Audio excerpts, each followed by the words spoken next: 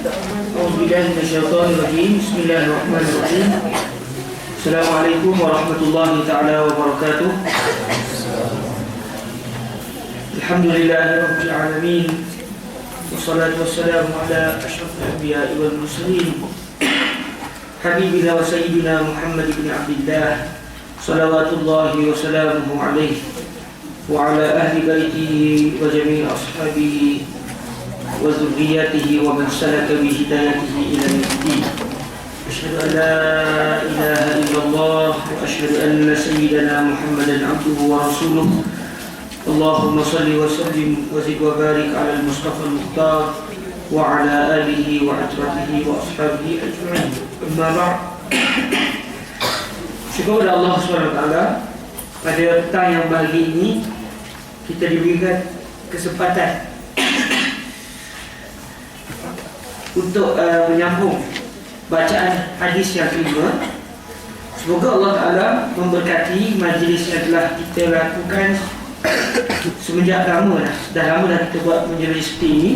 Semoga Allah memberkati majlis-majlis seperti ini dan menjadikan majlis seperti ini sebagai sebab untuk Allah memberikan hidayah serta perubahan di dalam jiwa kita. Bismillah. Baik, kita masuk pada hadis yang kelima yang saya terjemahkan atau saya tajukkan hadis ini, manusia hidayah seumpama tanah yang berhujan.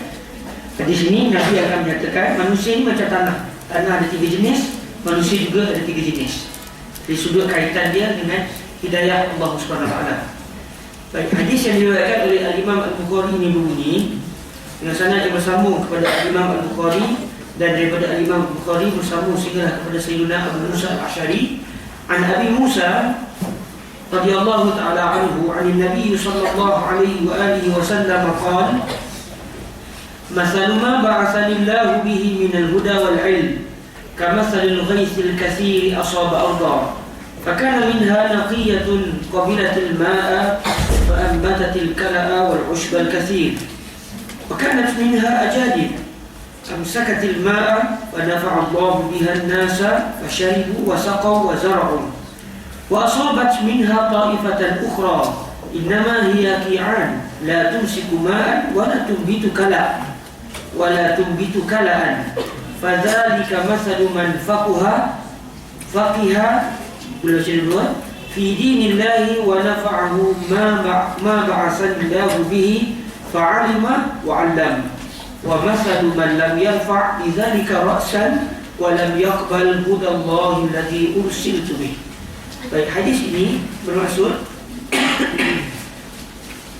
daripada Sayyidina Abu Musa Al-Asy'ari radhiyallahu ta'ala anhu, daripada Nabi sallallahu alaihi wasallam bersabda, perumpamaan perkara yang saya diutuskan oleh Allah dengannya, iaitu hidayah dan ilmu. Maknanya apa yang perkara yang merupakan Allah Ta'ala utuskan perkara tersebut bersama dengan Nabi, hidayah, ilmu. Nabi datang membawa hidayah, Nabi juga datang membawa ilmu. Atas Nabi kata perumpamaan perkara ini, iaitu hidayah dan juga ilmu ini, adalah seperti hujan lebat yang menimpa bumi.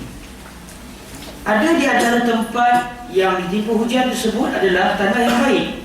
Ia menerima hujan dan ia menumbuhkan tumbuh-tumbuhan serta menumbuhkan juga tumbuhan basah yang lain. Di satu tanah, air hujan datang, dia serap air, dia menumbuhkan tumbuhan. Banyaklah tumbuh-tumbuhan yang dapat ditumbuhkan dengan air hujan yang diserap oleh tanah. Ini jenis tanah yang pertama. Ada juga di antara tempat tersebut adalah tanah yang kering kontang. Ia tidak menyerap air. Lalu Allah memberikan manfaat kepada manusia dengan air yang tidak diserap oleh tanah tersebut. Lalu mereka dapat minum, dapat memberikan minuman dan dapat bercucuk tanah. Tanah itu sendiri tanah liat, tanah keras, menyerap tidak mampu. Akhirnya air bertakung di atas tanah yang keras tadi. Dia sendiri tidak dapat bermanfaat. Dia sendiri tidak dapat menyedut air itu. Tapi air yang bertakung di atas dia, orang lain dapat manfaat daripada air semua. Ini jenis tanah yang kedua. Orang pun minum, air itu juga digunakan untuk cucuk tanah pada tanah yang lain dan juga dapat digunakan untuk mengairi tumbuh-tumbuhan serta binatang ternakan yang lain. untuk kegunaan binatang-binatang yang lain. Ini jenis tanah yang kedua. Kemudian Nabi lanjutkan untuk menceritakan jenis tanah yang ketiga pula. Hujan juga menimpa sejenis tanah yang lain. Sesungguhnya tanah tersebut adalah Qi'an. Qi'an apa dia? Ia tidak menyekat air dan tidak pula menumbuhkan tumbuh-tumbuhan. Tanah ketiga ni namanya Nabi namakan Qi'an. Tanah yang tidak dapat menumbuhkan sebarang tumbuh-tumbuhan. Tapi dia tidak dapat serap air.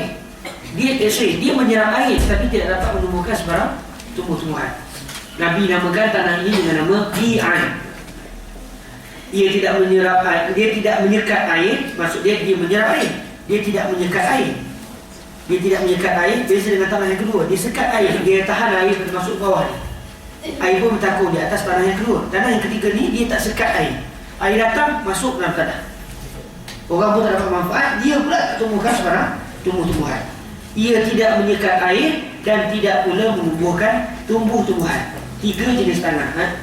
Maka itulah kata Nabi SAW, perumpamaan orang yang mendalami ilmu dalam agama Allah dan perkara yang saya diutuskan dengannya. Umpama orang yang mendalami ilmu dan perkara yang saya diutuskan, iaitu ilmu, hidayah dan juga ilmu, telah memberikan manfaat kepada orang tersebut, lalu dia mengetahuinya dan dia mengajarkannya kepada orang lain. Begitu jugalah perumpamaan orang yang tidak mengangkat kepala dengan apa yang saya diutuskan dengannya dan dia tidak menerima hidayah Allah yang mana saya diutuskan dengan hidayah tersebut. Jadi 3 tanah ini mewakili 3 jenis manusia. Subhanallah, Nabi menceritakan perkara yang dilihat yang mungkin kita tengok tanah biasa, tak terfikir pun makna-makna yang dapat diambil daripada alam. Tapi Nabi pandang, Nabi menyatakan manusia ni macam tanah. Jadi kita pun bila dalam apa keadaan, bila kita tengok apa-apa yang berlaku, kita kena fikir apa agak-agak kebaikan ataupun perumpamaan yang kita boleh ambil pengajaran daripada realiti tanah ataupun realiti kejadian alam yang berlaku. Okey, kita akan tengok nanti uraian yang agak lebih jelas berkenaan dengan hadis yang kelima selepas ini, insyaAllah. Sebelum itu kita masuk sedikit tentang biodata perawi hadis yang kelima itu ini, iaitu Sayyidina Abu Musa al-Ash'ari. Okay, siapakah beliau? Beliau adalah Abdullah bin Qais bin Sulaim bin Haddar bin Harb al-Ash'ari. Abdullah bin Qais bin Sulaim bin Haddar bin Harb al-Ansari. Beliau lebih dikenali dengan panggilan Abu Musa al-Ash'ari. Mungkin beliau ada anak namanya Musa. Sebab selalunya orang Arab dia akan digelar dengan gelaran kunyah dia, iaitu gelaran dia itu bapa ataupun ibu, merujuk kepada anak pertama dia. Contohnya saya anak pertama saya nama Fatimah, maka kalau ikut biasa orang Arab panggil saya Abu Fatimah. Tak panggil Ummu Fatimah sebab saya lelaki dia.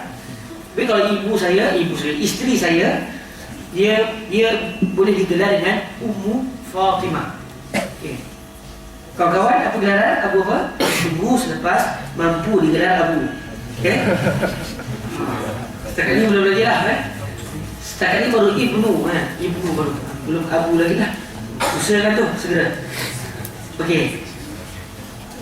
Ibunya yang bernama Tayyibah binti Wahb bin Utaik adalah seorang muslimah dan wafat di Al-Madinah. Ini di antara kita boleh kata antara kelebihan beliau. Beliau beriman, bukan sekadar beliau beriman, ibu juga beriman kepada Allah SWT.